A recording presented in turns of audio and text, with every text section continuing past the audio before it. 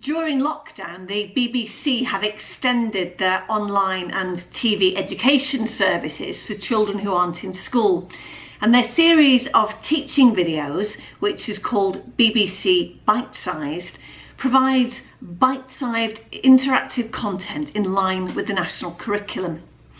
What I like about Bitesize, especially the content for younger learners, is the fact that the teaching sessions are relatively short and they're accompanied by suggestions for interactive activities which can help with learning.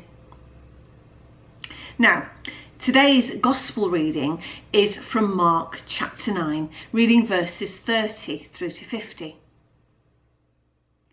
My first impression of this reading from Mark was that I felt almost overwhelmed by the amount of teaching that had been crammed into these 20 verses, and there seemed to be at least 3 sermons worth there. But don't panic. This morning I'm going to borrow the idea from the BBC. Instead of having a complicated sermon where I try to cover all bases in one go, we're going to have a few shorter sessions, bite-sized if you like, with some questions to reflect on at the end. And I hope it works for you. So here we are then, the first bite.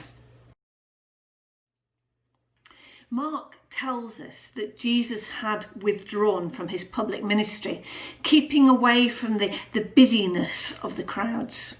Now, people were still sick out there and the message still needed to be spread. And of course, Jesus could have been doing a tremendous amount of good by just getting out there and preaching and teaching. So many people still needed his help. But on this occasion, he had withdrawn to prioritise teaching his disciples. And maybe before we get stuck in to being busy again, once we're allowed to congregate and use our building, just maybe it would be really good for us to take some time out together to consider what staying alert to the Spirit might mean. Listening, reflecting, trying to understand where the path ahead with Jesus might be leading. And so we come to our first questions. Are we prepared to take time out with Jesus and accept that we cannot crack on and do all the things that we aspire to doing once church is opened? And secondly, how can we then prioritise time for teaching and preparation?